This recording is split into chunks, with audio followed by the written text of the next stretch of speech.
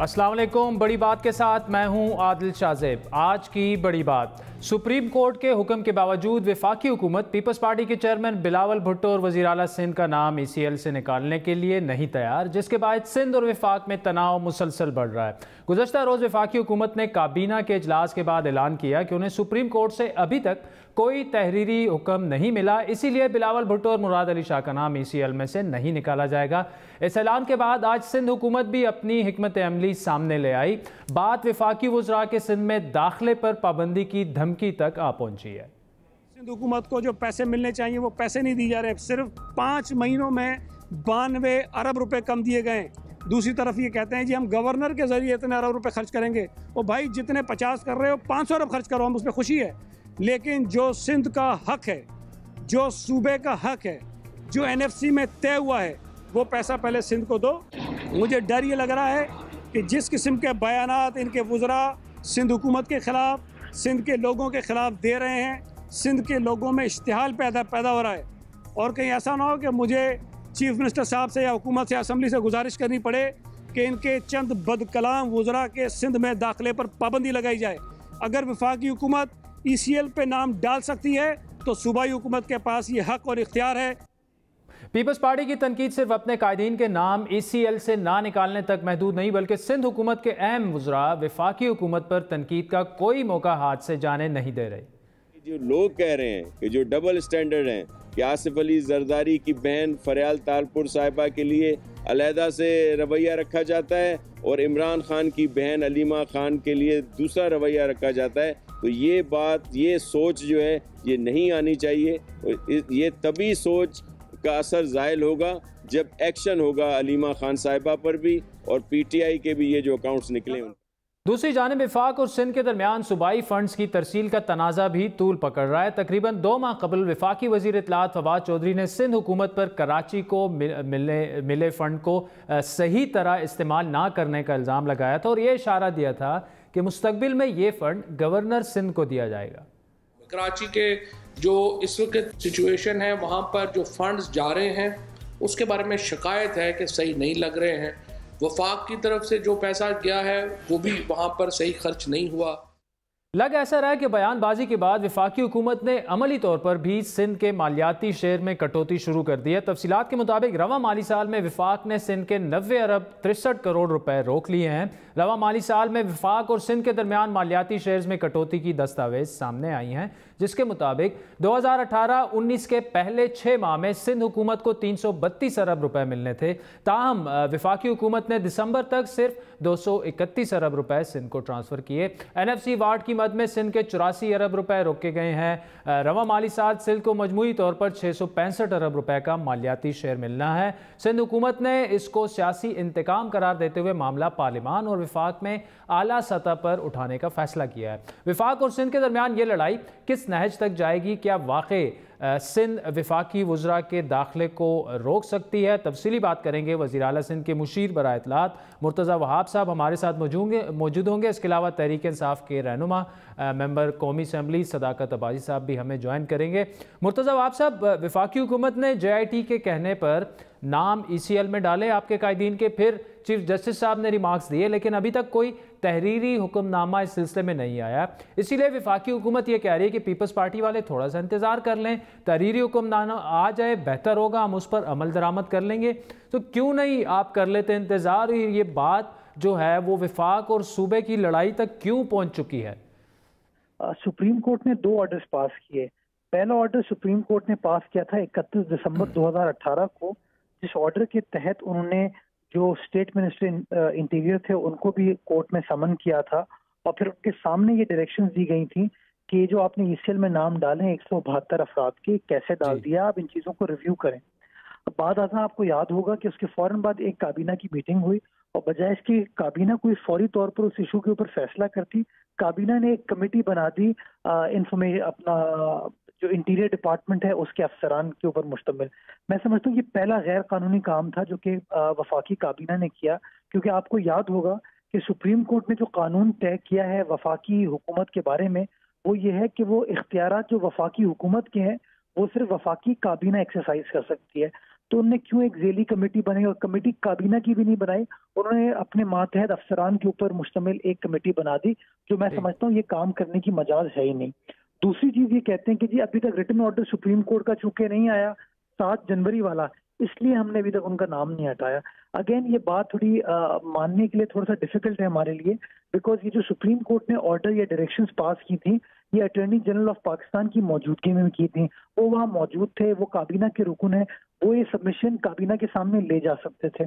مجھے ایسا لگتا ہے پاکستان پیپلز پارٹی کا موقف ہے کہ جس طریقے سے ایک جانبدارانہ طریقے کے ساتھ اس وفاقی حکومت نے پاکستان پیپلز پارٹی کی لیڈرشپ کا نام ECL میں ڈالا تھا, ابھی بھی یہ تاخیری حربے استعمال کریں تاکہ یہ اسی طریقے سے پاکستان پیپلز اچھا مرتضیٰ صاحب, پیپلز پارٹی یہ مطالبہ کر رہی ہے کہ علیمہ خان کا نام ECL میں ڈالا جائے. PTI کا یہ کہنا ہے کہ وہ تو کبھی پبلک آفس ہولڈر رہی نہیں ہیں, وہ نہ کبھی وہ حکومت میں رہی ہیں, بات تو ان کی بھی ٹھیک ہے, پھر کیوں آپ بضد ہے کہ ان کا نام ECL میں ڈالا جائے؟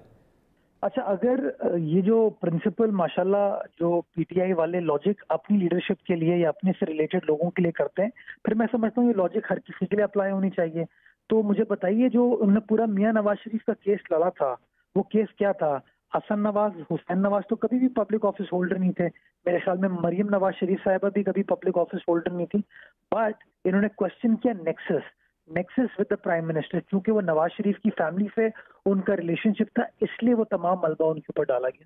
سملرلی علیمہ خان صاحبہ جو ہیں وہ ہمشیرہ ہیں موجودہ وزیر اعظم کی, ایک ایسے وزیر اعظم کے جو کہتے ہیں کہ دیانتداری میرے لیے سب کچھ ہے, ایک ایسے وزیر اعظم جو کہتے ہیں کہ میں تو فرشتہ ہوں, میں نے آج تک کوئی غلط کام نہیں کیا.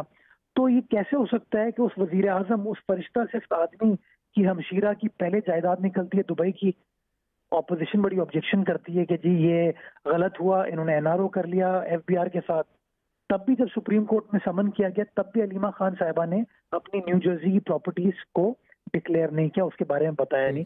تو یہ شو کرتا ہے کہ کوئی نہ کوئی ایسی چیز ہے جس کو چھپانے کی کوشش کی جا رہی ہے.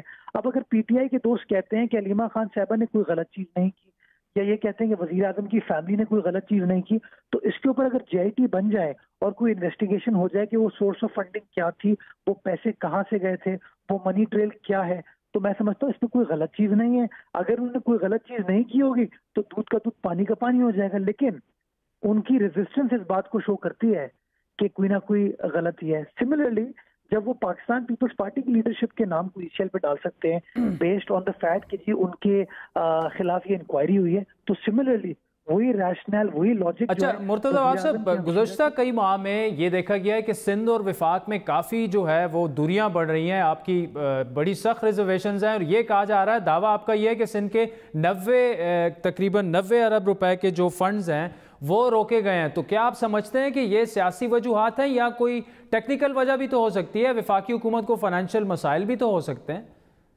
دیکھیے تھوڑا سا اگین بیک گراؤنڈ سمجھنے کی ضرورت ہے.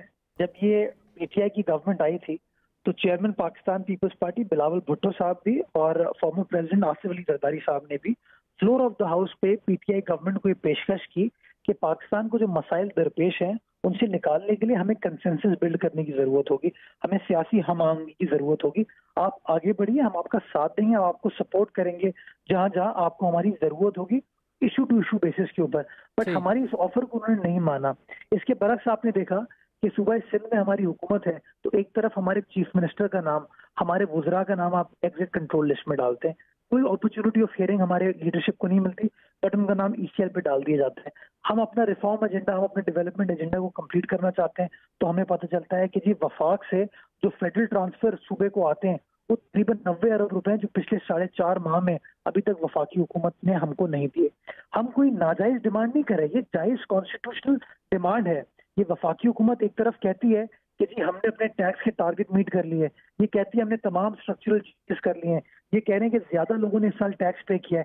تو ایسا کیوں ہے پھر کہ وہ کہتے ہیں ہمارے پاس فائنینشیل اسٹرینتھ نہیں ہے کہ ہم صوبہ سندھ کی عوام کو, صوبہ سندھ کی کانسٹیٹیوشنل گورنمنٹ کو جس کا جائز آئینی حق ہے وہ دے سکیں. صرف یہاں تک یہ محدود نہیں رہتا, آپ گیس کے سلسلے میں دیکھ رہے ہیں کہ آئین پاکستان کہتا ہے کہ جس صوبے میں گیس دریافت ہوگی اس صوبے کی عوام کا پہلا حق ہوگا. صوبہ سندھ پاکستان کی 70% گیس پروڈیوس کرتا ہے, لیکن اس کے باوجود آپ کو صوبہ سندھ کے اندر گیس کی. اچھا مرتضیٰ صاحب, آج آپ کی پارٹی کے کچھ رہنماؤں نے یہ کہا کہ جی کچھ وفاقی وزراء کے داخلے پر آپ لوگ پابندی بھی لگا سکتے ہیں سندھ میں. اب ایسے بیانات کا مطلب پیپلز پارٹی کو تو ایسے بیانات سے اجتناب کرنے والی جماعت سمجھا جاتا ہے. آپ تو پی ٹی آئی کے رہنماؤں پر اسی وجہ سے وفاقی وزراء پر تنقید کرتے رہے ہیں کہ یہ جو بیانات دیتے ہیں, تو اس طرح کے بیانات سے تو صوبوں اور وفاق میں معاملات مزید بڑھیں گے. اور دوسرا, کس قانون کے تحت ان کے نام جو ہے وہ آپ ایسے اس میں ان پر پابندی لگائیں گے سندھ میں داخلے پر؟ دیکھیں میں سمجھتا ہوں کہ جس طریقے سے پی ٹی آئی کے کچھ وزراء, پی ٹی آئی کے کچھ دوست ٹی وی پر آ کے, پریس میں آ کے پاکستان پیپلز پارٹی کی لیڈرشپ کے خلاف بیان بازی کرتے ہیں, وہ بھی کوئی اچھی چیز نہیں ہے. میں سمجھتا ہوں تالی دونوں ہاتھوں سے بچتی ہے. اگر تحریک انصاف کے وزراء کا, وفاقی حکومت کا پاکستان پیپلز پارٹی کے لوگوں کے ساتھ اس طرح کا غیر قانونی, غیر اخلاقی رویہ ہوگا, تو ہم بھی حق بجانب ہیں کہ ہم ریئیکٹ کر سکیں. یہ بھی ہمارا آئینی کانسٹیٹیوشنل رائٹ ہے. لیکن میں اس بات کی آپ کو یقین دہانی کراتا ہوں کہ جو بھی صوبہ سندھ کی حکومت کرے گی وہ آئینی پیرامیٹرز کے تحت کرے گی, وہ قانون کے تحت کرے گی. ہم کوئی ماورائے قانون کام نہیں کریں گے. جو بھی کریں گے پاکستان کے آئین و قانون کے مطابق جو ہماری رائٹس ہیں اور جو ہمارے پاس فورمز ہیں ان چیزوں کو ایجیٹیٹ کرنے کے لیے جو بھی کریں گے آئین و قانون کے دائرے میں رہ کر کریں گے. مرتضی وہاب صاحب, مشیر اطلاعات سندھ, ہمارے ساتھ تھے. ناظرین, وقت ہوئے چاہتا ہے ایک بریک کا, جس کے بعد صداقت عباسی صاحب ہمیں جوائن کریں گے. ہمارے ساتھ رہیے گا.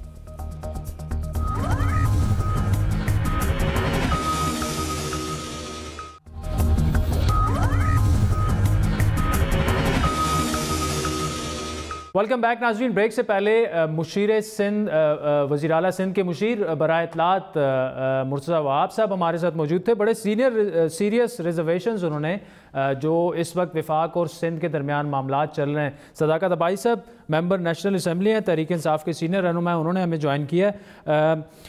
عباسی صاحب, بڑے سیریس اس وقت جو معاملات چل رہے ہیں وفاق اور سندھ کے درمیان, اور بالکل وہ ٹکراؤ جیسی ایک صورتحال پیدا ہو رہی ہے, اور اس میں ایک بڑا کردار جو ہے وہ ان کی طرف سے بھی بیانات آتے ہیں, لیکن جس طرح کے بیانات وفاقی وزراء دیتے ہیں یہاں سے, اس پر وہ پھر ریئیکٹ کرتے ہیں. تو تھوڑا سا تو آپ کیبنٹ میں جو ممبران ہیں ان کو بتا دیں کہ یار تھوڑا سا ہاتھ ہولا رکھیں, چھوٹا صوبہ ہے سندھ میں, ان کی حکومت ہے. نہیں, صوبہ تو ہمارا بھی ہے, کوئی ان کا تو نہیں ہے. ان کی حکومت تو کیا ہوا, ہم اپوزیشن ہے, اور کیا ہاتھ ہولا رکھیں. انہوں نے ہاتھ ہولا رکھا ہے قوم پہ.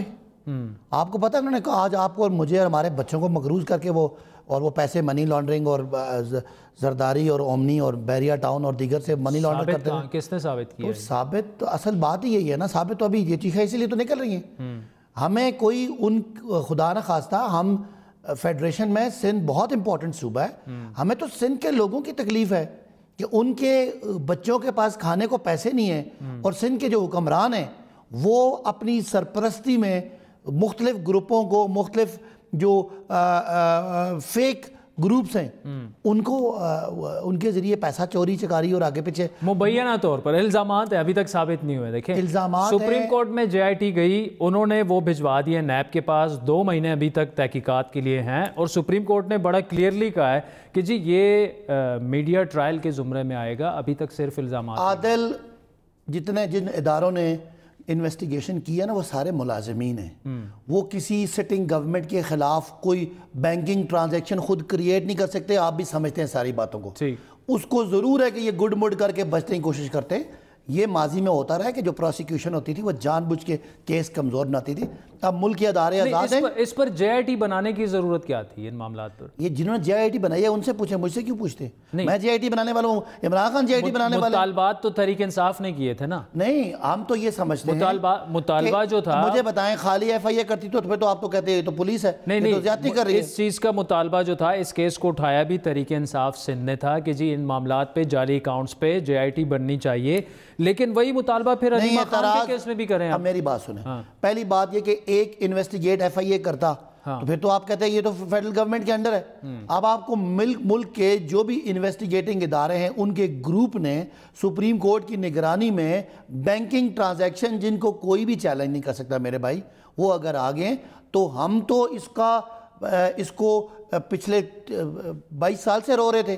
ہمیں تو پتہ ہے لیکن آپ والی بات ہے مسئلہ کیا ہے، المیہ یہ ہے کہ اس کو ثابت نہیں کر سکتے. کیوں نہیں کر سکے؟ اس سے پہلے کہ یہ لوگ سارے ملے ہوئے تھے، ان کا چارٹر آف کرپشن ہوا تھا. ایک چیز پہ میں اور آپ دونوں ایگری کر رہے ہیں، وہ یہ کہ ابھی تک یہ چیزیں ثابت نہیں ہوئیں، ٹھیک ہے، لیکن وہ سوال یہ اٹھا رہے ہیں کہ جی پھر علیمہ خان کی جو پراپرٹی کہیں بھی نکل آتی ہے، جو اب کل جو نکلی ہے سامنے آئی ہے، وہ بھی ابھی ثابت نہیں ہوئی، لیکن اس پہ بھی جے آئی ٹی بنائیں، ان سے بھی منی ٹریل مانگیں، ان سے بھی رسیدیں مانگیں. دیکھیں جے آئی ٹی بنتی ہے تو بن جائے، ہمیں کوئی اعتراض نہیں. دیکھیں انصاف کے تقاضے ہوتے ہیں، اس طرح نہیں ہوتا کہ عادل انصاف چونکہ پیپلز پارٹی کا کرپشن کرتے رہے اور نون والے، تو ان کی کرپشن کو ان کو راضی کرنے کے لیے 2 بندے یہاں سے پکڑ کے اندر کر دیے جائیں.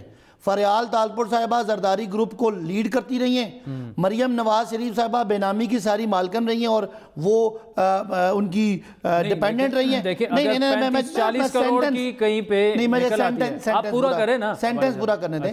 اس لیے علیمہ خان چونکہ عمران کی بہن ہے تو بیلنس 2 وہاں سے 2 وہاں سے 2 یہاں سے، انصاف ہو گیا. یہ نہیں ہوتا، ایک قتل کے کیس میں 4 ملزم ہوتے ہیں، ایک کو پھانسی ہوتی ہے، ایک کو سزائے موت ہوتی ہے. اس وجہ سے پکڑا گیا کہ وہ نواز شریف صاحب کے جو تھے بیٹے نواز شریف صاحب وہ بھی پبلک آفس ہولڈر تو نہیں تھے. نواز شریف صاحب خود پبلک آفس ہولڈر تھے اور ان کے بچوں کے نام بلینز کی پراپرٹی تھی جب وہ چھوٹی عمر کے تھے، جو اپنے کوئی انڈیپینڈنٹ سورس نہیں بتا سکے. پرائم منسٹر ہے، ان کی بہن کے نام اگر 35-40 کروڑ بھی بلینز ہی ہوئے نا سر. اگر عمران خان کی اور ان کی بہن کی کوئی کامن بزنس ہے، کوئی ٹرانزیکشن آ رہی ہیں، کوئی منافع جس طرح نواز شریف کو بچوں کے آ رہے ہیں، نواز شریف کو فیک اکاؤنٹس میں ان کے بچوں کی تنخواہیں آ رہی ہیں، پھر آپ الیج کر سکتے ہیں.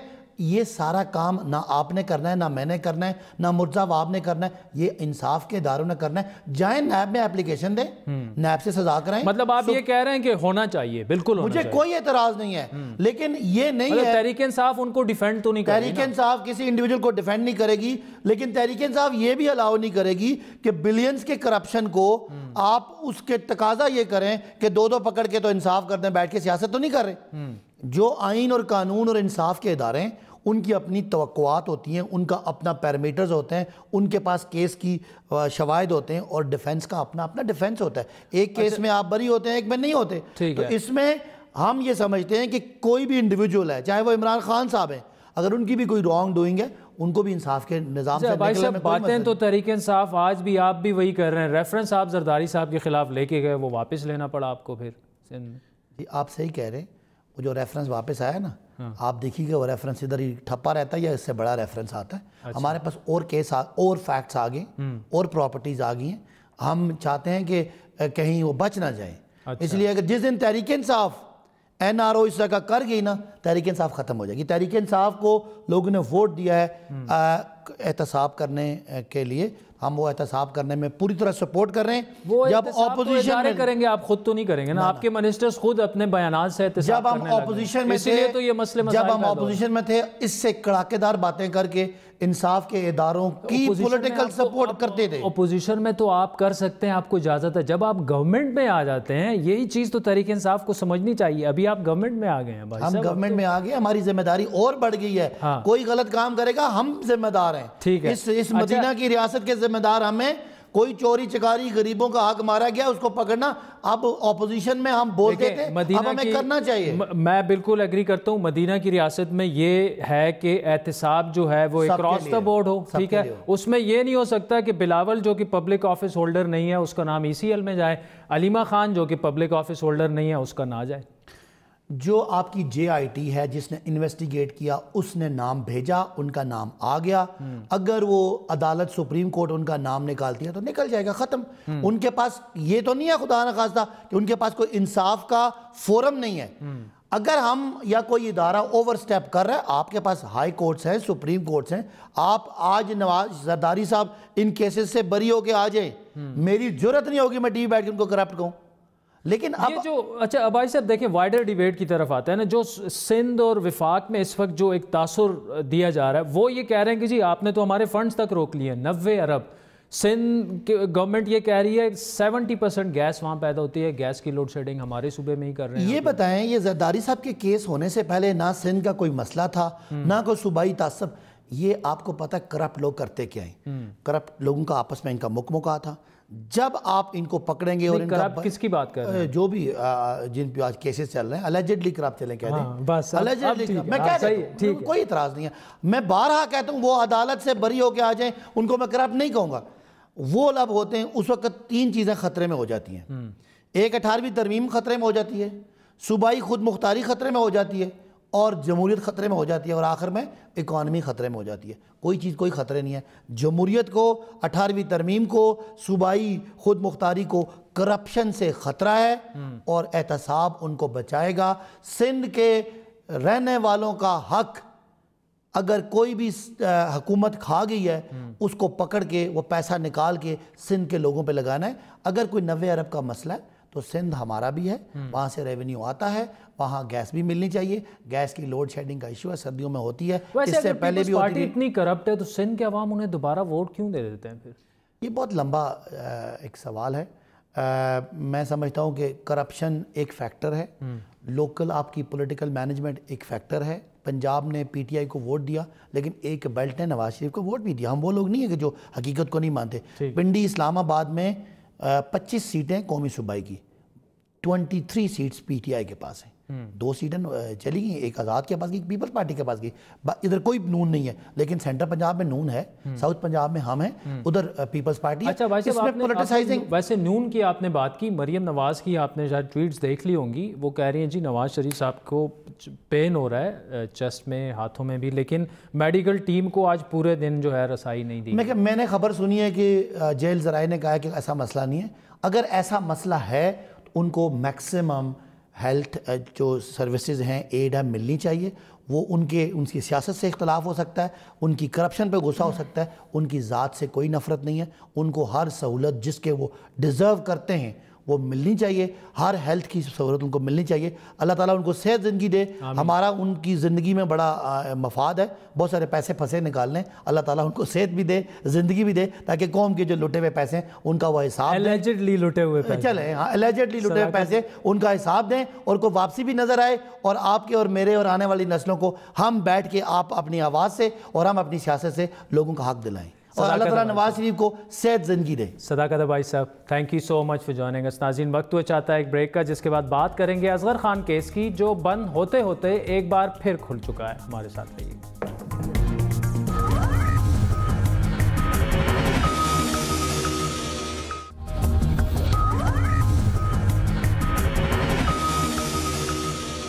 ویلکم بیک ناظرین. پاکستانی سیاسی تاریخ میں انتہائی اہمیت کا حامل اصغر خان کیس بند نہیں ہوگا. سپریم کورٹ نے فیصلہ تو کر لیا, لیکن کیا کارروائی ہونی ہے, کس کے خلاف ہوگی, یہ اب تک واضح نہیں ہو پا رہا. یہ کیس 1996 میں تحریک استقلال کے سربراہ air marshal retired Asghar Khan مرحوم نے دائر کیا, اور انہی کے نام سے یہ کیس مشہور بھی ہوا بعد میں. اس کیس میں الزام یہ ہے کہ 1990 کے انتخابات میں خفیہ ایجنسیوں کی جانب سے بے نظیر بھٹو کی شکست یقینی بنانے کے لیے اہم سیاستدانوں بشمول سابق وزیر اعظم نواز شریف میں پیسے تقسیم کیے گئے. 16 برس کے طویل عرصے کے بعد 2012 میں سپریم کورٹ نے فیصلہ سناتے ہوئے سابق آرمی چیف مرزا اسلم بیگ اور اس کے علاوہ ISI کے اس وقت کے چیف اسد درانی پر ذمہ داری عائد کرتے ہوئے FIA کو سیاستدانوں کے خلاف تحقیقات کا حکم جو تھا وہ انہوں نے دیا. لیکن پھر FIA کی جانب سے سپریم کورٹ میں سفارش کی گئی کہ شواہد کی عدم موجودگی میں اس کیس کو بند کر دیا جائے. آج کیس کی سماعت کے دوران چیف جسٹس نے ریمارکس دیے کہ FIA نے فائل بند کرنے کی استدعا کی ہے, لیکن ہم کیسے عدالتی حکم کو ختم کر دیں. چیف جسٹس نے ریمارکس دیے کہ اصغر خان نے اتنی بڑی کوشش کی, لیکن جب عمل درآمد کا وقت آیا تو FIA نے ہاتھ کھڑے کر دیے. ہم اصغر خان کی کوششیں رائیگان نہیں جانے دیں گے, اس کیس کی مزید تحقیقات کرائیں گے, یہ کہنا تھا چیف جسٹس آف پاکستان کا. ثاقب نثار صاحب نے ریمارکس دیے کہ ہم کابینہ سے بھی جواب مانگیں گے, کیونکہ کچھ افراد کے مقدمات کابینہ کو دیے گئے تھے. اہم بات یہ ہے کہ وفاقی حکومت بھی یہ واضح کر چکی ہے کہ وہ اصغر خان کیس کو بند کرنے کے حق میں نہیں. وہ سمجھ رہے ہیں کہ اگر FIA نے آج یہ کہا ہے کہ اس کی پروسیکیوٹیبل ایویڈنس نہیں, یہ جواب مناسب نہیں. آپ کو جو انویسٹیگیشن اس کے اوپر مکمل جو ہے وہ ہونی چاہیے.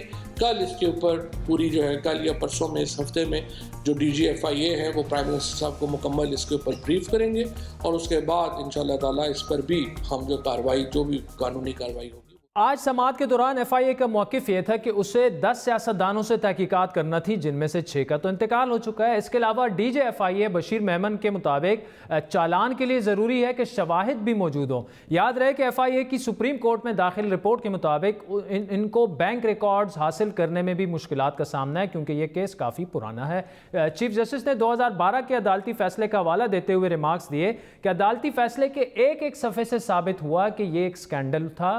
عدالت نے اظہر خان کے وکیل سلمان اکرم راجہ کو کیس میں معاون بناتے ہوئے ہدایت کی کہ کیس کو آگے بڑھانے میں عدالت کی مدد کی جائے، جنہوں نے سپریم کورٹ سے ایک تحقیقاتی ٹیم بنانے کی سفارش کی۔ چیف جسٹس نے ریمارکس دیتے ہوئے یہ بتایا کہ فیصلہ آ چکا ہے، لیکن اس پر عمل درآمد کے وقت ایسا کیوں ہو رہا ہے، جس پر سلمان اکرم راجہ نے سابق I S I chief Asad Durrani کی جانب سے عدالت میں جمع کرائے گئے بیان حلفی کا حوالہ دیتے ہوئے کہا کہ ایسا نہیں ہونا چاہیے، جبکہ ایک شخص کہہ رہا ہے کہ ہاں میں نے رقم تقسیم کی۔ چیف جسٹس نے ریمارکس دیے کہ اس کے بعد پھر کیا رہ جاتا ہے؟ اگر ایف آئی اے کے پاس اختیارات نہیں تو دوسرے ادارے سے تحقیقات کرا لیتے ہیں۔ چیف جسٹس کا کہنا تھا کہ اظہر خان کیس میں فوجیوں کا ٹرائل ملٹری کورٹ میں ہو رہا ہے، جبکہ سول افراد کے خلاف الگ ٹرائل میں ہو رہا ہے۔ الگ الگ تحقیقات سے کیسے حتمی نتیجے تک پہنچیں گے؟ چیف جسٹس نے سوال کیا کہ ہمیں نہیں معلوم کہ ملٹری والے کیا کارروائی کر رہے ہیں، کیوں نہ ان سے بھی رپورٹ طلب کی جائے۔ سماعت کے آخر میں سپریم کورٹ نے سیکرٹری دفاع کو نوٹس جاری کرتے ہوئے ہدایت کی کہ تحقیقات کے بارے میں عدالت کو آگاہ کیا جائے۔ اس کیس کے فیصلے پر عمل درآمد میں کیا مشکلات ہو سکتی ہیں، اور کیا اتنے عرصے بعد یہ شواہد تلاش کرنا واقعی ایک مشکل کام ہے؟ بات کریں گے۔ سینئر صحافی اور تجزیہ کار سلیم بخاری صاحب ہمارے ساتھ موجود ہیں۔ اس کے علاوہ پاکستان بار کونسل کے نائب صدر کامران مرتضیٰ صاحب بھی ہمیں جوائن کریں گے۔ سلیم بخاری صاحب، پہلے آپ کی طرف آتے ہیں۔ یہ کیس بڑا پرانا کیس ہے، اس کی پولیٹیکل امپلیکیشنز بھی ہیں، لیکن یہ کہا جاتا ہے کہ اس کیس پر اگر عمل درآمد ہو جائے تو پاکستانی تاریخ میں، شاید سیاسی تاریخ میں، ایک ایسا باب بند ہو جائے گا جو بار بار جس سے کنٹروورسیز ڈیولپ ہوتی ہیں۔ آپ کیا سمجھتے ہیں کہ کیا موجودہ حکومت جو یہ کہہ چکی ہے کہ یہ کیس ہم بند نہیں کریں گے، فیصلے پر عمل درآمد ہوگا، کیا اس پر عمل درآمد میں کامیاب ہوں گے یہ لوگ؟ بہت شکریہ آپ کا، آپ نے مجھے اپنے پروگرام میں مدعو کیا ہے، اور بہت ہی اہم موضوع جو ہے وہ آپ نے چھیڑا ہوا ہے۔ ایک تو یہ کہ آپ نے اپنی گفتگو میں بہت کچھ کہہ دیا ہے، بہت کم گنجائش میرے لیے رہی ہے کہنے کے لیے، لیکن جو 2-3 باتیں میں عرض کرنا چاہتا ہوں وہ انتہائی اہمیت کی حامل ہے۔ پہلی بات تو یہ ہے کہ جب کبھی ان پیسوں کی تقسیم کا تذکرہ چھڑے گا تو ایک آئی جی آئی تنظیم بنی تھی جس کے نواز شریف صاحب سربراہ رہے اور بعد میں اقتدار میں بھی اسی سیڑھی کے ذریعے پہنچے تھے، تو یہ ڈھونڈنا پڑے گا کہ یہ آئی جی آئی کس نے بنائی تھی، اور جب ہم اس طرف جاتے ہیں تو پھر اس میں کچھ پردہ نشینوں کے بھی نام آتے ہیں، اور یہی وجہ ہے کہ آج تک اس کیس کے اوپر نہ کوئی پیش رفت ہوئی ہے، اور میں آپ کو وثوق سے کہہ سکتا ہوں، خدا کرے کہ میں غلط ثابت ہو جاؤں، نہ اس کے اوپر کوئی پیش رفت ہونی ہے۔ وجوہات اس کی بہت obvious ہیں، اس لیے کہ جب آئی جی آئی بنانے کی بات آئے گی تو اس وقت کی فوجی قیادت سامنے آ جائے گی۔ جب ان ایفیڈیوٹ کے اوپر آپ لے کے چلیں گے تو جتنا مجرم لینے والا ہے اتنے ہی مجرم دینے والے بھی ہیں۔ کیا حالات تھے کہ آئی جی آئی بنانی پڑی، کیا حالات تھے کہ پھر پیسے تقسیم کرنے پڑے، کیا آبجیکٹو تھا؟ دوسری بات یہ ہے کہ جنہوں نے آئی جی آئی بنائی تھی وہ چھاتی ٹھونک ٹھونک کے کہتے رہے ہیں کہ ہم نے بنائی ہے، کر لے ہمارا جو کرنا ہے، بلائیں ہمیں کورٹ میں، چاہے وہ اسلم بیگ صاحب تھے، چاہے مرحوم جنرل حمید گل تھے، یہ ساری باتیں آپ کے سامنے ہیں۔ اب دیکھیے کئی ادوار اس کے بعد آئے، لیکن یہ مسئلہ کسی نے چھیڑ کے نہیں دیا۔ آخر اس کی کوئی وجہ تو ہونی چاہیے۔ جس نے کیس دائر کیا وہ سابق ایئر چیف تھے، جس نے ایفیڈیوٹ دیا وہ جنرل دورانی تھے جو آئی ایس آئی کے چیف تھے، جن کے خلاف ہوا وہ اسلم بیگ صاحب ہیں جو چیف آف آرمی سٹاف تھے، اور پھر آپ توقع لگا کے بیٹھے ہیں کہ اس کے اوپر کوئی پیش رفت بھی ہوگی، تو اس سادگی پہ کون نہ مر جائے ہے خدا۔ ٹھیک ہے، سلیم بخاری صاحب آپ کی طرف آتے ہیں۔ کامران مرتضیٰ صاحب نے ہمیں جوائن کیا۔ کامران مرتضیٰ صاحب، بڑا یہ ایک تاریخی اہم کیس ہے، پرانا کیس بھی ہے، لیکن ایف آئی اے اس وقت ان کا جو موقف ہے وہ یہ کہہ رہے ہیں کہ جی اس کیس میں شواہد ڈھونڈنا جو ہے وہ بڑا مشکل ہے۔ کیا آپ سمجھتے ہیں کہ قانونی طور پر اس کیس کے فیصلے پر عمل درآمد کرنا واقعی یہ پرانی بات تو ہے، 1990 سے اگر حساب لگا لیا جائے تقریباً اس کے 28 سال ہو چکے ہیں، اور ایف آئی اے یہ بھی کہہ رہی ہے کہ جی ہمیں بینکنگ ٹرانزیکشن ٹریس کرنے میں بھی بڑا مسئلہ پیش آ رہا ہے۔ لیکن آپ سے سننا چاہیں گے کہ کیا آپ سمجھتے ہیں قانونی طور پر جو فیصلہ آیا عدالت کا اس پر عمل درآمد ہو سکتا ہے؟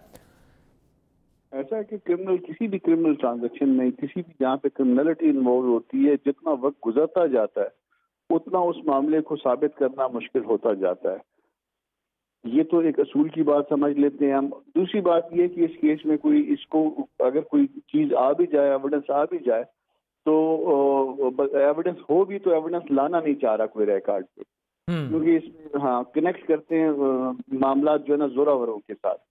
جب معاملات زوراوروں کے ساتھ جب کنیکٹ ہو رہے ہوں تو پھر اس کنیکشن کو جو ہے نا وہ درمیان میں توڑ دیا جائے گا، کہیں نہ کہیں پہ اس میں ایویڈنس چھپائی جائے گی یا ریکارڈ پہ نہیں آنے دی جائے گی، تو الٹیمیٹلی جو ہے نا اب یہ فیس سیونگ ہو رہی ہے اس کیس میں۔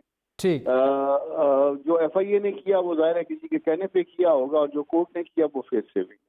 ٹھیک ہے، تو کامران مرتضیٰ صاحب اس کے باوجود بھی ٹھیک ہے کورٹ کا اپنا فیصلہ ہے اور آپ کے بقول وہ فیس سیونگ ہو سکتی ہے، لیکن چیف جسٹس صاحب بار بار ایمفسائز کر رہے ہیں کہ جی اس پر عمل درآمد ہونا چاہیے، لیکن جو آپ نے فرمایا کہ جی اس میں شواہد جو ہے ڈھونڈنا وہ مشکل بھی ہے، اور اگر شواہد ہوں بھی تو شاید ان کا ملنا جو ہے وہ مشکل ہے، لیکن فیس سیونگ کا پھر قانونی راستہ کیا ہوگا؟ یہ کیس تو آخر میں جائے گا پھر ختم ہی ہو جائے گا، پھر تو ایف آئی اے کی بات ہی اس پر عمل درآمد کرنا پڑے گا کورٹ کو۔ دیکھیے ایف آئی اے ہو یا کوئی اور ادارہ ہو، وہ اس کو اسی منطقی انجام تک لے کے جائے گا جس طرف اس نے جانا ہے۔ درمیان میں یا تو لوگ مر کھپ جائیں گے یا پھر جو ہے نا وہ اتنا وقت گزر جائے گا کہ باقی چیزیں بھی جو اگر موجود ہیں تو وہ بھی جو ہے نا وہ ڈسٹرائے ہو جائیں۔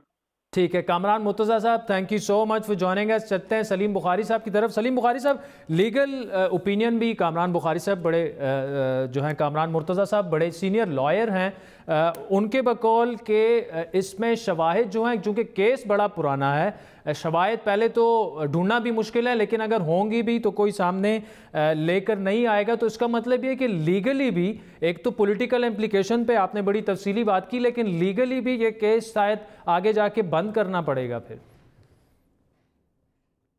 دیکھیے گزارش یہ ہے، جب ایک جنرل ایفیڈیوٹ لکھ کے دے دیتا ہے تو اس نے اپنا جرم تو ایک ادارے کے ریپرزنٹیٹیو کے طور پہ تسلیم کر لیا کہ یہ پیسے ہم نے تقسیم کروائے تھے۔ پیسے کہاں سے آئے، پیسے کیوں تقسیم کیے گئے، یہ سارا کچھ جو ہے وہ کورٹ کے ریکارڈ کے اوپر یا تو موجود ہوگا یا آ جائے گا ریکارڈ کے اوپر۔ ٹھیک، جیسا میں نے آپ سے کہا کہ اس میں کچھ پردہ نشینوں کے بھی نام آتے ہیں، یہی وجہ بنی ہے آج تک اس کے تاخیر ہونے کی، اور یہی وجہ بنے گی اس کے الٹیمیٹلی بغیر کسی نتیجے کے داخل دفتر ہونے کی۔ کیونکہ اگر اس کے اوپر فیصلہ ہو سکتا ہوتا یا فیصلہ کرنے کی نیت ہوتی تو اب تک اس کے اوپر فیصلہ ہو گیا ہوتا۔ اگر اس کے اندر فوج کے کچھ جنرلوں کا ملوث ہونا نہ سامنے آنے کا خدشہ ہوتا تو میرے خیال سے یہ کیس بہت دیر پہلے طے ہو گیا ہوتا۔ اس کو اٹھایا بھی دوبارہ اس لیے گیا تھا، اور خاص طور پر تحریک انصاف نے اٹھایا تھا، ان کا خیال یہ تھا کہ اس کے اٹھانے سے صرف نواز شریف صاحب جو ہے وہ امبیرس ہوں گے۔ اس کا ادراک بہت بعد میں ہوا کہ نہیں جناب، اس میں کچھ اور بھی بڑے اہم نام آئیں گے۔ اچھا بخاری صاحب، اس میں کیا آپ سمجھتے ہیں 1990 کی جو ہماری سیاسی جماعتیں تھیں یا اس وقت جتنی ہماری ڈیموکریسی سٹرینتھن تھی، اگر آج اس کو کمپیئر آج سے کیا جائے تو اس وقت جن سیاستدانوں نے جو مبینہ طور پر جو کردار ادا کیا ہے، کیا آپ سمجھتے ہیں کہ آج کے سیاستدان جو ہیں وہ والا کردار ادا کرنے سے کترائیں گے یا نہیں تیار ہوں گے؟ نہیں، میرے خیال سے ایسا نہیں ہے۔ میں ذرا شیخ رشید صاحب کو میں اکثر کوٹ کرتا نہیں ہوں، لیکن میں ایک جملہ ان سے مستعار لینا چاہتا ہوں۔ وہ یہ کہتے ہیں کہ جو سیاستدانوں کی لاٹ ہے، اس میں سے مجھے ڈھونڈ کے بتائیے کون ہے جو فوج کے گملے سے پیدا نہیں ہوا۔ یہ ان کا بہت ہی مشہور کوٹ ہے، اور اگر ایسا ہی ہے تو نہ گراؤنڈ ریالٹیز بدلی ہیں، نہ نیشنل انٹرسٹ بدلا ہے، نہ سیاستدان بدلے ہیں۔ آج بھی آپ کے اپنے علم میں ہے کہ کس کس قسم کی انگلیاں اٹھائی جاتی ہیں، چاہے وہ 2018 کا الیکشن ہو، چاہے وہ ان کی حکومت سازی ہو، ان سب کے حوالے سے کس طرف اشارہ کیا جاتا ہے وہ آپ بھی جانتے ہیں، میں بھی جانتا ہوں۔ میرے نہیں خیال کہ پاکستان کی سیاست، پاکستان کا سیاسی پس منظر، پاکستان کے سٹیک ہولڈرز، ان میں سے کچھ بھی بدلا ہے۔ سلیم بخاری صاحب، thank you so much for joining us your time. ناظرین، وقت ہوئے چاہتا ہے ایک بریک کا، جس کے بعد بات ہوگی ملک کی معیشت جو ہے وہ بدحال ہے یا نہیں ہے، تحریک انصاف کے دعوے ٹھیک ہیں یا نہیں ہے. عامر زیاد صاحب ہمیں جوائن کریں گے، ہمارے ساتھ رہیے گا.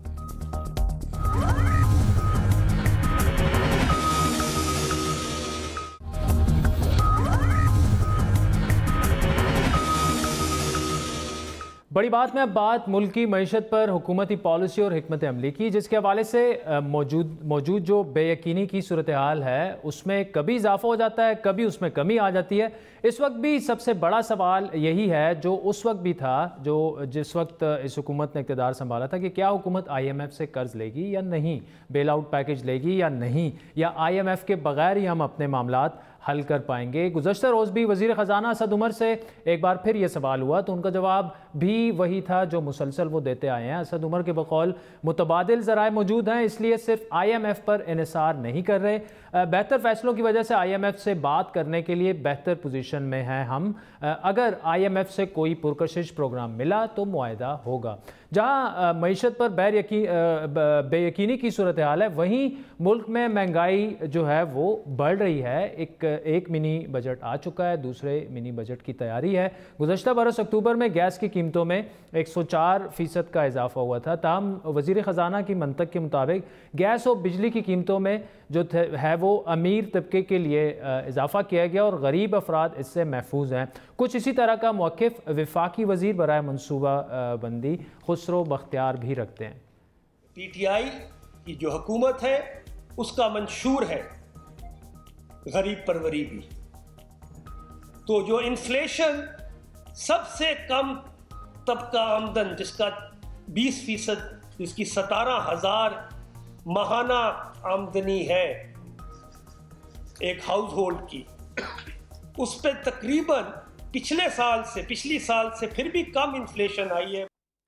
وفاقی وزراء کے ان دعووں کے برعکس معاشی اعداد و شمار کچھ اور بتا رہے ہیں. آج کے روز ملک بھر میں ادویات کی قیمتوں میں 90 سے 15% کا اضافہ کیا گیا. جان بچانے والی ادویات کی قیمتوں میں 9%، جبکہ باقی دیگر ادویات کی قیمتوں میں 15% تک جو ہے وہ اضافہ کیا گیا ہے.